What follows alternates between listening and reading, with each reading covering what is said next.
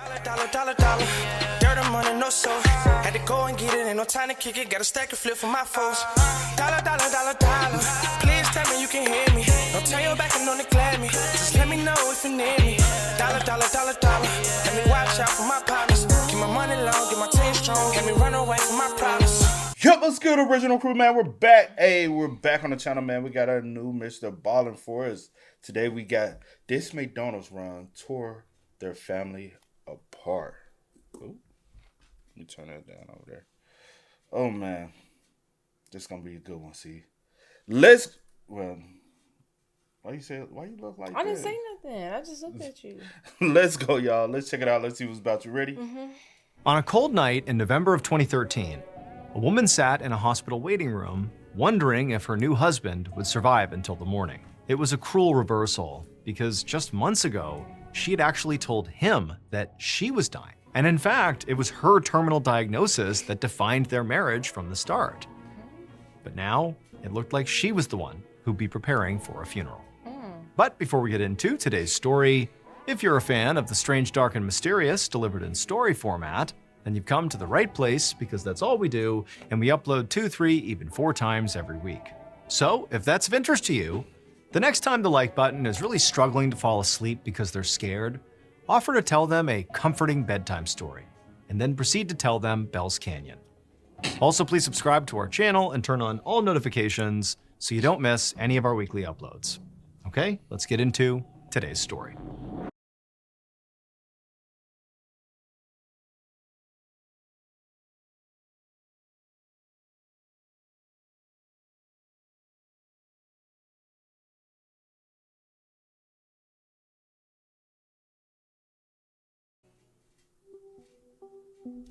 Around 8 p.m. on November 3rd, 2013, 45-year-old Will Walker taped up a cardboard box in the master bedroom of his home in Cleveland, Ohio.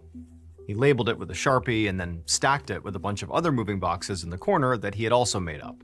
Will was in the middle of moving his family out of their current place in the city to a bigger house in the suburbs. And even though it did sort of seem like an upgrade, he had mixed feelings about it, in part because he'd invested a lot in this community in the city. He'd raised kids here with his first wife, and he also worked here as a lieutenant firefighter. But Will knew it was time for a big life change, because his beloved new wife, Yuloma Curry Walker, had recently been diagnosed with cancer. And realistically, she actually didn't have very long left to live, and so Will wanted her to spend the time that she had left in a neighborhood that was more comfortable and more quiet than this one. As Will began to pack one of those moving boxes he had made, he felt his stomach growl. He was hungry. So before getting into really heavy packing, he stopped and he headed down the hallway to the living room, where he found his wife laying on the couch wrapped in a blanket. And she was clearly on the phone with her 17-year-old daughter, Jackie. So Will and Yuloma both had previously been married, and they both had kids from their previous marriages. But most of them were adults, and they had moved out and they were living their own lives. Except for Jackie, the girl that was on the phone with Yuloma right now. She actually still lived with Yuloma and Will. But this evening, she was across town at her boyfriend's place, but for the time being, she was just chatting with her mom on the phone. As Will approached the couch, Yuloma looked up at him and she waved and she smiled. And as she continued chatting with Jackie on the phone, she began coughing. Just a small, dry cough, but immediately Will was on edge, because anytime he heard his wife coughing or just acting like she was sick, he worried that this was the start of the end. Is this her dying? He was just so worried about her. But luckily the coughing passed and she just kept on chatting away with Jackie. And so Will, he walked up to her and he sort of gently interrupted her and just said, "Hey, you want me to run out and grab us both some dinner? I'm pretty hungry." Yuloma, she nodded and she smiled and she covered up the phone and said, "Yeah, I'd love to get some McDonald's." And then she just went back to her call with Jackie. And then Will, he bent down and he kissed her on the top of the head. He grabbed his keys and he headed out the door. McDonald's sounded great. A half an hour later, at 8:30 p.m., Will pulled back into his driveway and parked in front of the garage. He cut the engine, and then he grabbed the McDonald's bag off the passenger seat. As he stepped out of the car, though, he paused and intentionally looked back out toward the street, just to make sure the coast was clear. So Will had lived on this block for decades, and it had always been sort of a rough neighborhood. But lately, it just seemed to be getting a whole lot worse. Less than a month ago, Will had actually gotten into this really heated argument with a guy right here in his driveway. And it had been so heated that Will had actually brandished a gun to get the guy to leave. Will was still very much on edge about that, sort of worried this man would come back to, exact his revenge or something. And in some ways, this was another reason why he felt like maybe it really was time to move out of here and get to the suburbs. But for now, looking out to the road and the sort of surrounding areas, he didn't see anything or anyone that concerned him. So he closed his car door and with his McDonald's bag in hand, he crossed the driveway towards the back door of the house. However, when he slipped his key into the lock on the door, he heard footsteps coming up behind him. And as Will turned, there was a deafening bang. Inside the house at the same time, Yuloma heard the sound of what sounded like 4 gunshots echoing from outside. Instinctively, she leapt off the couch and ran over to the window, still clutching her blanket tight around her. And when she looked outside, she saw her husband's car in the driveway, but she didn't see her husband, or anyone for that matter. Nobody was outside. Then she heard the sound of someone moaning in pain, and it was like instinctively she immediately knew it had to be Will. And so she ran to the back door, she's frantic, she opens it up, and there he was. 30 minutes later, around 9 p.m., Detective Tom Lynch of the Cleveland Police Department stood outside of Will and Yuloma's back door, staring down at a pool of blood on the ground. Behind him, an officer was cordoning off what was now a crime scene, while detectives and forensic specialists searched the area for evidence. Lynch had reached the scene only about 10 minutes ago, but already he had pieced together some basic facts. Will Walker, the victim, was a 45-year-old lieutenant firefighter, and he had been shot 4 times in his own driveway. His wife, Yuloma, had found him bleeding out by the back door and immediately called 911, and Will had been rushed to the hospital in an ambulance. He was obviously very badly hurt, but apparently he was still alive. Now, Lynch knew that because Will Walker, the victim, was a respected member of the community, he was a, longtime firefighter, that very likely there would be increased pressure on Lynch and his team to figure out who did this. But in a neighborhood as rough as this one, Lynch knew that was not going to be an easy task. Now, as Lynch studied the outside of the crime scene, his gaze traveled from the pool of blood where Will had been found, to the bag of fast food lying a few feet away, and then up to the keys that were still dangling from the lock on the door. It looked like Will had been ambushed while walking from his car to the house. It was a very short distance, which meant the shooter would have only had maybe a few seconds to make their move. Lynch heard someone call his name from behind him, and he turned around to see another detective just a few feet away, pointing to something in the grass. And so Lynch walked over and then crouched down and saw that what they were pointing to was a 9mm shell casing. Then the detective pointed out another shell casing, and then another, and another. And they all led in a straight line toward the back corner of the garage. Not inside the garage, but like the back exterior of the garage. And so Lynch, he followed the line of shell casings towards that corner, and he found there was this small gap between the back of the garage and the back fence. In this area, there were no lights. It was very well shielded from the street. Like if you were back here, nobody could see you, really. And so this was like a perfect hiding spot for the shooter. As Lynch took in all this new information, he tried to visualize what might have happened here. He pictured the shooter waiting right here behind the garage, not coming from the street, but over here waiting. And then Will comes into the driveway, he gets out of his car, he makes his way towards the door, at which point the shooter comes out and starts shooting. It was an ambush, which suggested that, especially based on the location of these shell casings, like this was truly somebody waiting for Will. This was not like a botched robbery. This was not random. This was someone who likely knew Will was going to be back soon, and they waited for him, and then they shot him. And so at this point, Lynch felt pretty confident that this was a premeditated murder, or at least attempted murder, because at that point, it was believed that Will was still alive at the hospital. And if he was still alive, Lynch hoped he'd be able to identify the shooter. 2 hours later, around 11:30 p.m., Lynch followed a nurse down a hospital corridor.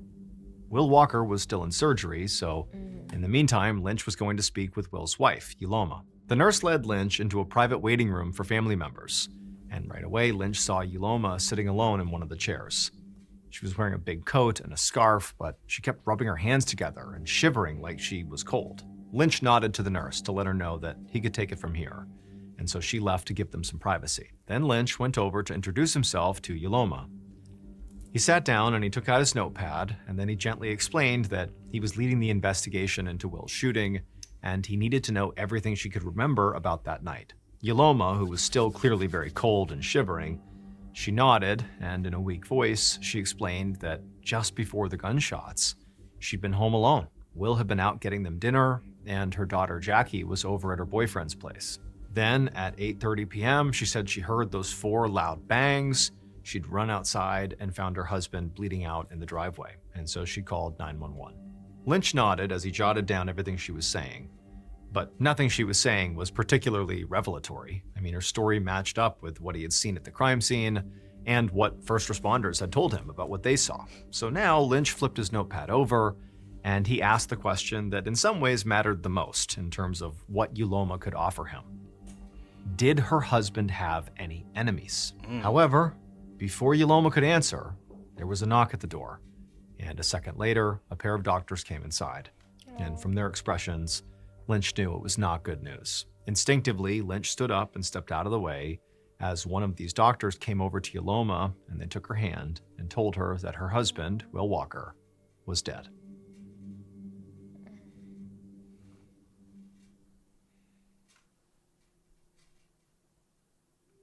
Around 9 a.m. the next morning, November 4th, Detective Tom Lynch stood in the rec room of a Cleveland fire station speaking to 3 firefighters who were co-workers of Will Walker, who had been shot to death the night before. Lynch's conversation with Will's wife, Yoloma, the night before in the hospital had understandably been cut short when she received the news of her husband's death. So now Lynch was trying to get information from anyone else who was close to Will before he ultimately went back and asked Yoloma that question about, did her husband have any enemies? And so for now, he was here at the fire station to find out if maybe any of Will's coworkers knew about any conflicts Will had with anybody. But so far, from speaking with the guys who worked with Will, it sounded like he was the most popular guy at the station. Everybody liked him.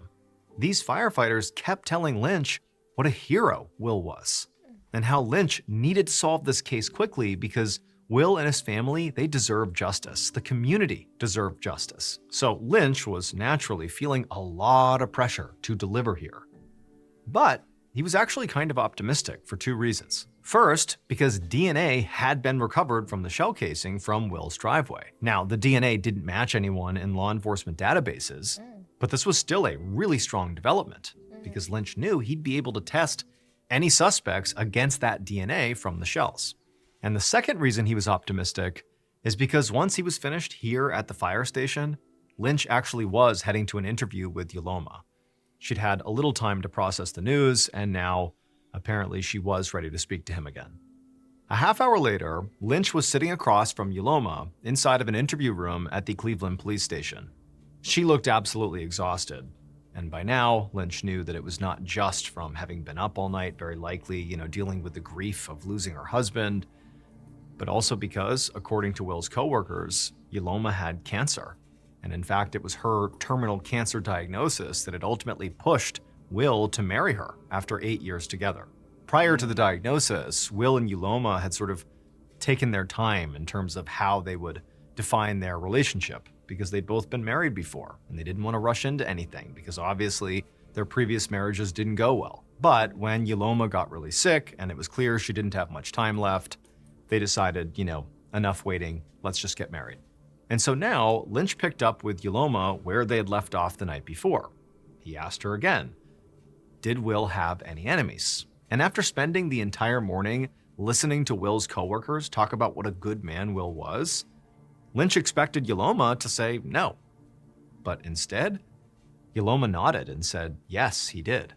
But she also quickly said that it was definitely true that the vast majority of people loved Will, her included. He was a great guy. He was very popular at work, and he was beloved in the neighborhood. And he was very close with his kids and stepkids, and he was even on good terms with his ex-wife, Rita. But Yoloma said she could think of at least 2 men Will definitely had not gotten along with. Yoloma explained that the first man she suspected was actually her own ex-husband, Macklin Hines. Yoloma described Macklin as an ex-convict with an explosive temper. She said Macklin had always been very possessive towards her, even after they had gotten a divorce. And that possessiveness had only intensified after she had recently married Will just 4 months ago. Yoloma said she didn't know if Macklin was jealous enough to have committed murder here, but she knew he was definitely capable of violence. And she said that she had not heard from Macklin in several days. The second person that Yoloma said Will had issues with was actually a man from the neighborhood named Eugene Cray. According to Yoloma, Eugene was friends with their next-door neighbor. And whenever Eugene came by to pick up his friend, the neighbor, he would sit out in his car, smoking weed, blasting music, and blocking Yoloma and Will's driveway. And Yoloma said this had really bothered Will. And a few weeks before the murder, he'd finally lost his patience. One afternoon, when Eugene had shown up again with his car, blocking the driveway, blasting his music, smoking his weed, Will had pulled out his handgun and stormed out of the house to confront him. Now, Yoloma said she hadn't seen what happened next, but she heard shouting and then the sound of Eugene speeding away. And when Will came back inside, clearly amped up from this confrontation, he just told Yoloma that he had handled it and Eugene would not be back. And so at this point, Lynch stopped for a second and just thought about what he had been told. In terms of this Eugene story, it sounded like Will had really lost his temper. And if he had maybe embarrassed or threatened Eugene, that was the kind of thing that could turn into a grudge that could lead to murder. And so at this point, to Lynch, Eugene was sounding like a really, really good suspect, especially since his recent argument with Will had actually taken place in the same area where Will was ultimately killed. 3 days later, on November 7th, around 6 p.m., Detective Lynch walked through a big candlelight vigil on Yoloma and Will Street. A massive crowd, hundreds of neighbors, firefighters, and police officers had come out to honor Will. Lynch scanned the crowd, and he eventually found Will's family, and they were clearly speaking with reporters. Will's 2 adult children were standing there beside this woman who Lynch guessed was Will's ex-wife, Rita Walker, and then a few feet away from them was Yoloma, looking very frail as she leaned on her teenage daughter, Jackie. And for Lynch, I mean, seeing this vigil and seeing, Will's bereaved family just standing there in the middle of all this just sadness, it was heart-wrenching. And in part because he knew that despite his early optimism, the investigation into Will's killer was really not going particularly well, at least not so far. For the past couple of days, Lynch and his team have been trying to contact Eugene by phone and at his home, but he seemed to have just vanished. And to make matters worse, Lynch's other main suspect, Yoloma's ex-husband, Macklin Hines, hadn't panned out. It turned out there was actually an extremely good reason why nobody had heard from him for days around the time of the shooting. It was because Hines had actually been in jail on the night of Will's murder. Like, he literally couldn't have done this. Now, of course, it was still possible that he could have hired someone to do it, but as for now, it seemed like Macklin was not as good of a suspect as they once thought. And now, as Lynch stood there at this vigil amongst so many mourners, he knew that if his investigation didn't start delivering answers soon, a lot of people were going to be very disappointed. And to get those answers, Lynch knew they needed to find Eugene Cray. More than a month later, Detective Lynch was back inside of the police station's interview room, sitting across from a skinny, scowling man. This was Eugene Cray, and he'd walked into the station earlier that morning, demanding to know why the police were leaving flyers with his photo all over his block. And Lynch had actually been kind of amused that Eugene was acting so indignant, because for more than a month, police had been doing everything they possibly could just to contact this guy. They'd knocked on Eugene's door, they left messages, asked Eugene's neighbors for help. But there had not been one single peep out of Eugene that entire time. Almost like he didn't want to be found. But the flyers seemed to have flushed Eugene out, and now Lynch sat across from him, waiting for him to explain why he'd apparently been in hiding since the night of Will's death. But Eugene just folded his arms and said he didn't have anything to do with the shooting. He said he'd been at home in bed that night, listening to music with his headphones on. So he said he hadn't even heard the gunshots, and he lived in the same rough area, so he would have, but he didn't, because he was in bed with headphones on. Now, Lynch thought this was a very poor alibi because, Eugene didn't have anybody who could confirm that he had been at home, in bed, headphones on at the time of the murder. It was just his word against everybody else's. And so instead of trying to, dig into the alibi, Lynch just asked Eugene about that confrontation he had had with Will a few weeks before the shooting. And Eugene told him pretty much the same story that Yoloma had, that he had been outside, he had been sitting in his car. According to him, he was minding his own business when Will suddenly appeared, storming out of his house, waving a gun in the air, yelling for Eugene to turn down his music. And Eugene said, just from the look on Will's face, he seemed mad enough that he might actually use the gun. So Eugene said he just sped off as fast as he could.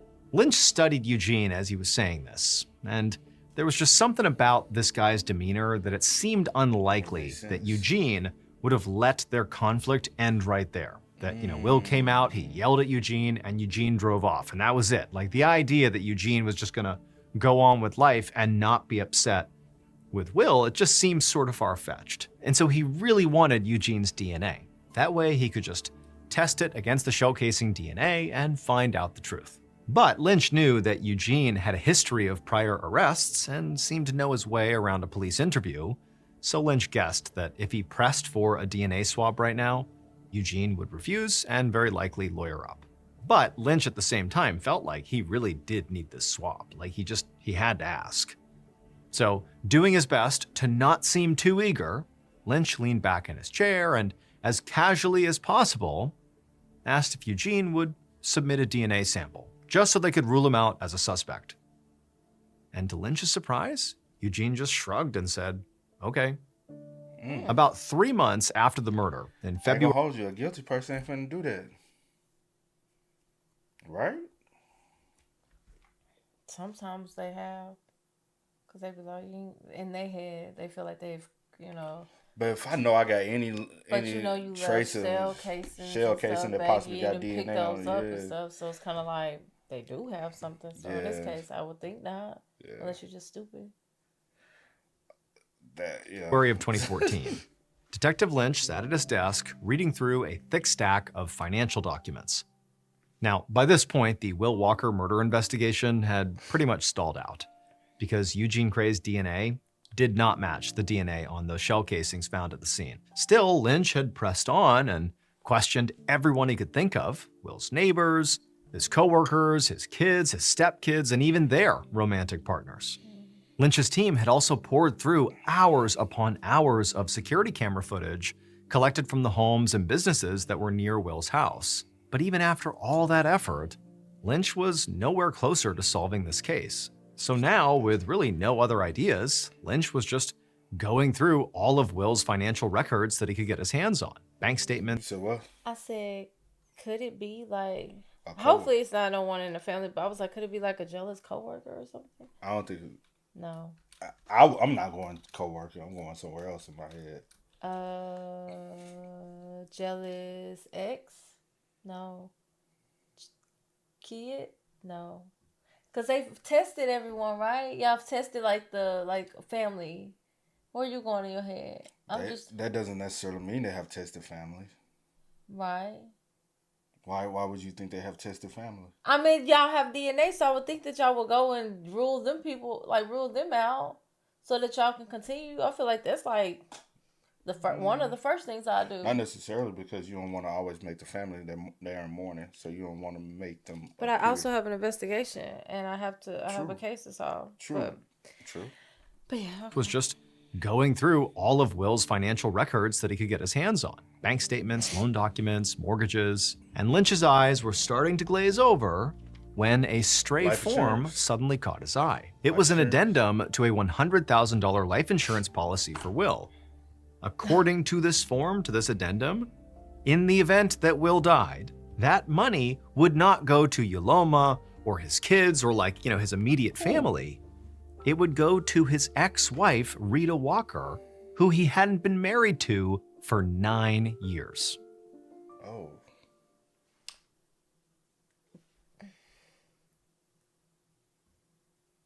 The following afternoon, in February of 2014, Detective Tom Lynch led Rita Walker into an interview room at the Cleveland police station. And Rita seemed very confused about why she was being questioned again 3 months after her ex-husband, Fire Lieutenant Will Walker, had been murdered. So immediately after the killing, Rita, along with Yoloma and all the kids and stepkids, they had all been interviewed pretty much right away. And at the time, Lynch hadn't even considered Rita a suspect. So this time, when Lynch sat down with her, the questions were different, because now there appeared to be a clear motive for Rita to want to harm Will. So he began by asking Rita where she was on the night of the murder. Because I was like, well, never mind. Because I was like, how long have they been, like, divorced? Well, him and Yoloma had been in an 8-year relationship, right? Yes, and but recently, married 4 months. 4 months. Yeah. So, no. He would have ended up dating Yoloma after he got a divorce from Rita. So Yeah. Right away, Rita's expression sort of tightened. She paused and then said that she couldn't really remember all the details, but she said that she had stopped by Will and Yoloma's house around 1 p.m. to pick up her son, who had spent that morning helping Will and Yoloma pack. And this information sort of caught Lynch off guard. I mean, he knew that, Will was shot at night, and Rita is describing being at Will's house in the afternoon, so hours before the shooting. But here she was, admitting that she was there on the day of the murder. She was at the scene of the crime. So Detective Lynch moved on to the real reason he had asked her to come down. And he asked about that life insurance policy that listed her, rather than Yoloma or anybody else in the family, as the beneficiary. And Rita, she sat back for a second and just stared at Lynch. And then she nodded and said, of course she knew about that, because that was how it was meant to be. She explained to Lynch that Will had taken out that policy as a safety net for his kids, and he had named Rita as the beneficiary because he trusted her to divide the money between their kids. And to Lynch, he had to admit this did sort of make sense, but he also had a different theory. He suspected that Will had just never gotten around to updating the form, but with his recent marriage to Yoloma, it was probably on his to-do list. And if Rita had figured that out, it might have pushed her to have Will killed before he could remove her from his own policy. But that was really just a hunch that he kept to himself. And Lynch also knew he really didn't have the evidence to charge Rita with anything here. And after almost half an hour of questioning, Rita was still very confidently sticking to her story. So eventually Lynch told her that she was free to go. Then Lynch, he got up and he walked Rita out to the front of the building. But as he watched Rita get into her car and pull out of the parking lot, his eyes narrowed because he suddenly realized he recognized Rita's car from somewhere. Lynch's mind immediately began to race as he ran back to his office and turned on his computer. And once the computer was on, he pulled up the security footage from Will's neighborhood. And after scrubbing through a dozen files, he found what he was looking for. A security camera had captured footage of Rita's car just a few blocks away from Will's house right before he was killed. Okay. This was clearly not that afternoon visit that Rita had already told Lynch about. This was a second visit to Will's neighborhood that she had not mentioned at all. Less than half an hour later, Rita was back inside the interview room and Lynch was staring her down as she frantically tried to explain herself. Now that Lynch had confronted her with this footage, Rita had totally changed her story, admitting that she had actually gone back to Will's house that night. But she said it was just to pick up some shoes her son had left there and that she'd left long before Will's murder. But what Rita really couldn't explain was, if this was so innocent, why hadn't she mentioned it before? And so now, Lynch just stared at her, letting his silence pressure her to keep on talking. He was hoping Rita would slip up or crack or confess. But as the interview went on, Rita just kept insisting again and again that this was an honest mistake, that that second visit meant nothing, she was just getting shoes, and she didn't know why she didn't bring it up. And this was a problem for Lynch and the whole investigation, because even though the facts did look quite bad for Rita, she had a motive, she had been at the crime scene close to the time of the murder, and she'd failed to tell the police about being at the crime scene. But Lynch knew that he still didn't have enough to charge her with anything. And so Lynch sat there hoping that Rita would, offer up something that would allow him to charge her, like a confession or just anything. But she stuck to her story again and again. And eventually, once more, he had to let her walk out. 9 months later, in December of months. 2014, Detective Lynch was in his office when his phone rang. He answered, and the station receptionist said a man from Will Walker's neighborhood had just come into the precinct, claiming he had vital information about the murder. Apparently, this man was being escorted to an interview room, and Lynch could go question him when he was ready. Lynch said thank you and hung up the phone, but then he just sort of sighed and sat back and rubbed his forehead because he was not optimistic about this new lead. Because 1 month ago, the Cleveland Firefighters Union had announced a $24,000 reward for information leading to the arrest of Will's killer.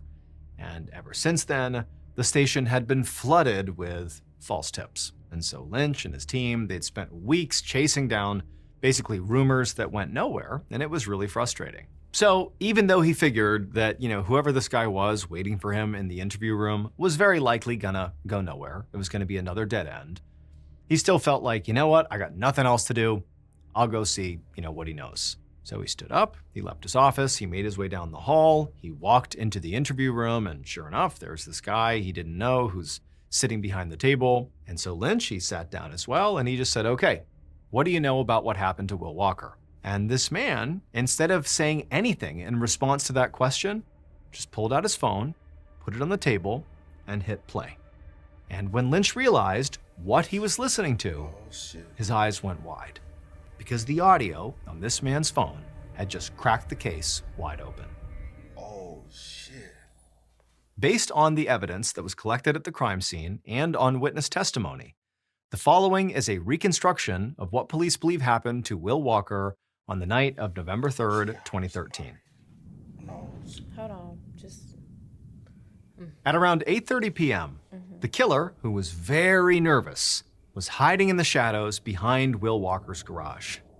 They were doing their best to try to calm themselves down, to be ready for what they were about to do, but they knew it was going to be very risky for them.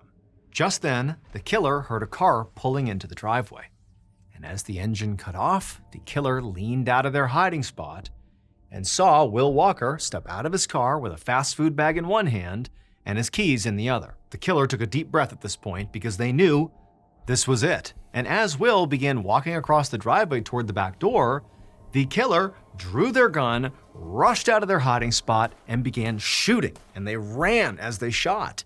And as Will fell to the ground, a flash of red in the air told the killer that they had hit him. So without stopping to check for a pulse, to make sure Will was actually dead, the killer turned and ran to the fence, climbed over it, and jumped down into the alley behind the house where the getaway car was waiting.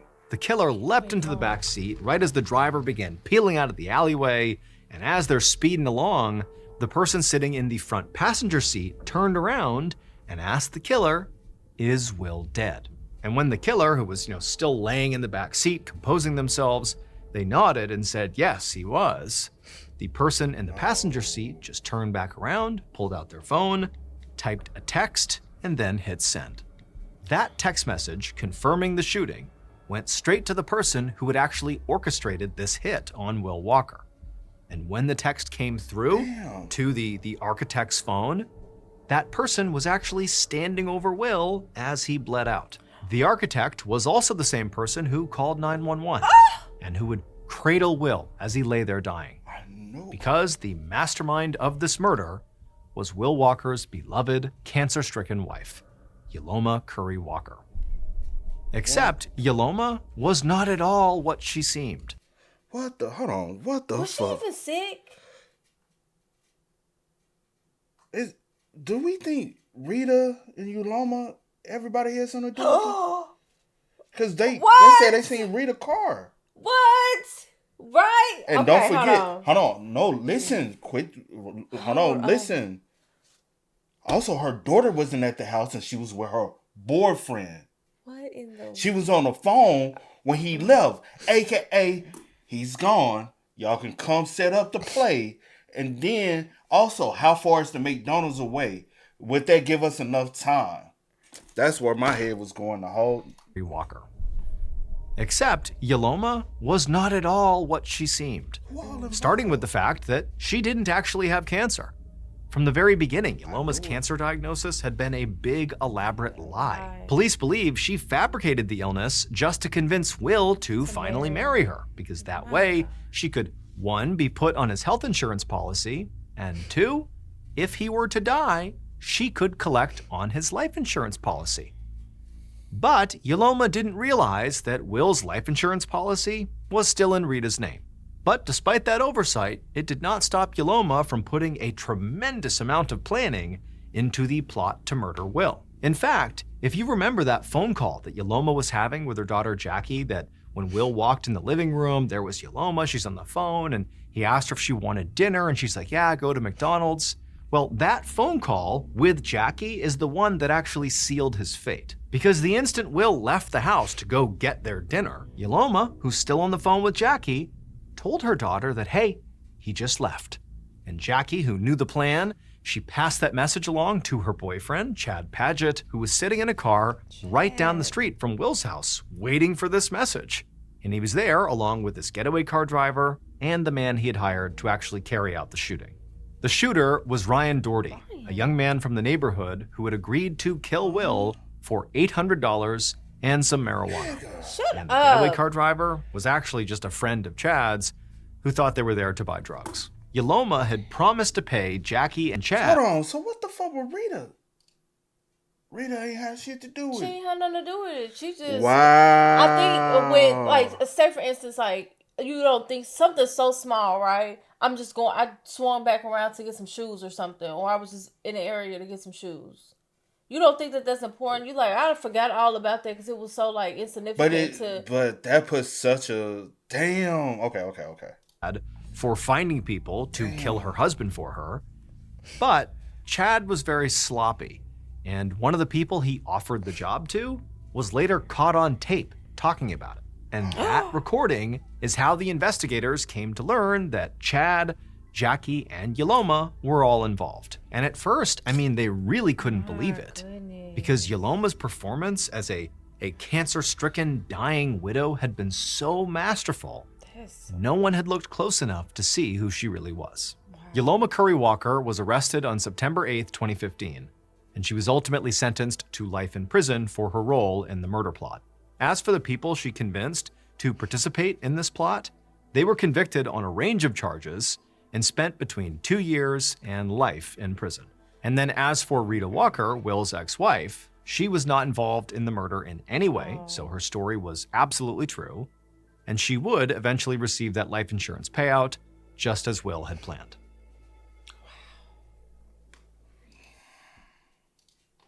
Oh my. They really had us thinking that, well, balling. Had us thinking what? You was thinking. I wasn't thinking. No, I wasn't like fully convinced that it was Rita. Like I wasn't. Like my mind was elsewhere. I was like, was it maybe a coworker that wanted a higher? Like I was thinking like that. I wasn't. I promise. Like when he kept saying Rita, I was like, well, damn. Did she? But I wasn't convinced that she had, because he's not going to be straightforward like that. We've been doing these long enough to know. No, you know what I'm saying? My thought was always that Yoloma had something to do with it. And in my head, I was always thinking that... I'm like, that is just Jackie, so dumb. she was orchestrating with Jackie, her daughter, to do it. And I was like, because she was with her boyfriend. And honestly, you was thinking that from the beginning? Yes. Bro, that's the reason why I said my mind going somewhere else. And I kind of said, I'm suspecting, but I ain't give my detail. Well, you should have got your details. No. So we can know. No, but I let y'all know what I'm thinking. Hell, y'all always be thinking my thoughts wrong. My thoughts be right on point. Well, say what your thoughts are. Instead of waiting to the end. I can wait till whenever. But anyway, that is crazy. And the fact that you've been putting on this show this entire time, like you sick. Oh, I got cancer. That is so crazy. But it's so crazy to me because you didn't even know. Like, yeah, he probably got, like, you know, money and stuff like that. And you probably just thinking, like, oh, we married. He probably did have good benefits. Like, oh, we married. Firefighter. That's got good benefits. Oh, we married or whatever. I automatically just get everything. Like, that's not how that works. No. Like if something had happened to him, then this motherfucker killed him for $800 and a bag of weed. Man, you go crackhead, and then I'm like, so Jackie must only got 2 years. Yeah, Jackie probably only the one that got the 2 years because. But I ain't gonna hold you. She just gave the go, like, hey, well, she gave the go from the person that actually orchestrated. But I feel like all y'all should have got life. I'm gonna say this: every person involved should have received a life sentence. Reason why it was a conspiracy charge. Any conspiracy charge, no matter what's your role, if you conspire, I guess for a testimony and testify against, that's the reason why they work out plea deals. But in my eyes, y'all had enough evidence to prove. Well, they ain't have significant evidence because this motherfucker run his mouth telling everybody. Well, shout out to you for being a talker. No, I'm saying the one that said, hey, they were trying to get me to hire. He the one who got caught on recording. A dummy, Ryan. A dummy. No, it's the one who they okay. went to someone else to try to get him, and he didn't go through it. It was another individual they talked to, and he was like, nah, he ain't going through it, so he had to go get somebody else. That person was the one who got caught on recording talking about it to somebody else because they tried to solicit somebody else to do it, and he ain't do it. So shout out to him for running his big mouth. Appreciate it, because now we got a solved case. Without him running his mouth, I don't think they got a solved case because, like Ballin said, which is true, the wife, she put on such a good act. Everybody thought she had cancer. He told his fellow co-workers, friends, that she had cancer.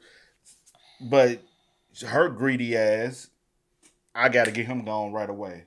And another reason why she probably got him gone right away? Because the house they was in probably also was paid off. So she probably was like, we don't need to move because I inherit the house. Anything happens to him, I'll get the house. So I'll get my house. I get my insurance policy. I won't have to move to the suburbs. It doesn't work like that. But that's what... I know that's what she was thinking.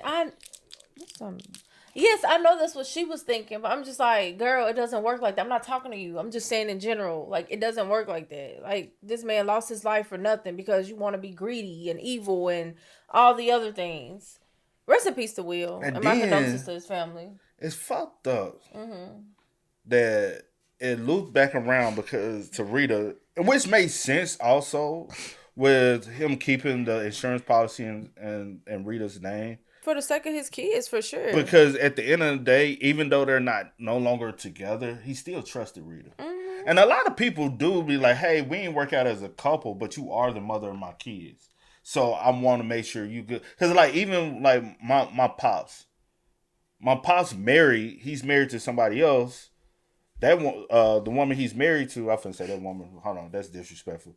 The woman he's married to, my stepmom, he's been with her since I was a kid. So she's been in my life this whole time. But he still tries to time again look out for my mom because he's like, that's the mother of my kids. You know what I mean? Because I've had conversation with Pop. So he doesn't try to. So like if it's anything, especially since my mom is sick. If there's any question of guidance, I can like he is also trying to look out for his kids, so make sure his kids are able to take care of everything. So I get why he would leave Rita over and say, "Hey, I want you to be able to split the money evenly between the kids, so to make sure they straight." You get what I mean? Because those are the only 2 kids he had. Tragic case, bro. Because fuck why? Like Facts. I don't understand, but yeah. But hey, man, y'all spam us up, man. Y'all let us know y'all thoughts about it for us in the comments down below, man. But until next time, y'all know how it go, man. I do go by the name DJ New Kid. This is Sierra Nicole. We out. Go and get it, ain't no time to kick it. Got a stack of flip for my folks. Dollar. Please tell me you can hear me.